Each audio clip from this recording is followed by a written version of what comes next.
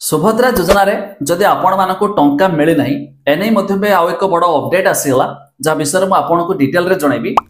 जदि आपन को टंकाटे मिली छी बाकी टंका मिली नाही एमिति कि जदि आपन को टोटाल ऊपर आपन 15 तारिख पूर्व अप्लाई कर दे छथि किंतु टोटाल ऊपर 5000 टंका आसी नाही ता छडा जो माने 15 परे अप्लाई कले से मानक केबे पुनी नेक्स्ट टंका आसीबो जा विषय में आपन को डिटेल रे जणै दोछि। ता पूर्व लाइक टे करतु, सब्सक्राइब करना थिले एबे सब्सक्राइब कर पाखर थिबा घंटी चिन्ह को दबाइ दियंतु। तारीख परे अप्लाई करथिबा हिताधिकारी को केबे मिलिबो टंका।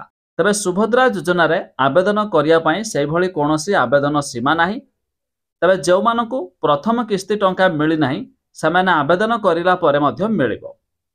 एपरिकि जो माने प्रथम किस्ती टंका न पाइबे सेमानकु परवर्ती किस्ती रे एका बेले दुईटी किस्ती मध्ये मिलिजिबो। तबे आवेदनकारी नाँ रे आधार कार्ड और कार्यक्षम बैंक अकाउंट थिबा आवश्यक। बैंक सह आधार संजोग होइथिबा जरूरी। ता सहित हिताधिकारी मोबाइल नंबर टी मध्य आधार कार्ड सह लिंक होइथिबा आवश्यक।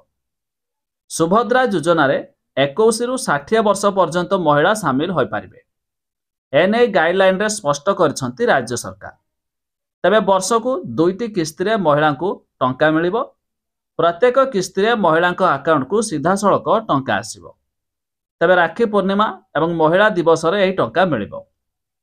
जो माने डिसेंबर पर्यंत आवेदन करिथिबे सेमानकु मध्यम प्रथम किस्ती रो लाभ पाइबे। तबे जो महिला खाता को प्रथम किस्ती भाबे 5000 टंका आसीछि सेमाने द्वितीय किस्ती भाबरे मार्च 10 रे मध्य टंका पाइ पारिबे। जदि आपण माने एपर्यंत आवेदन करि नाहंती तबे आपण चाहिले जनसेवा केंद्र मो सेवा केंद्र को जाई आवेदन करि पारिबे। आ आपण भी प्रथम किस्ती रो टंका पाइ पारिबे।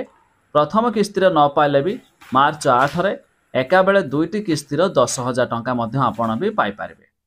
एनै मध्य हमर उपमुख्यमंत्री प्रभाती परिडा सूचना दैछंती।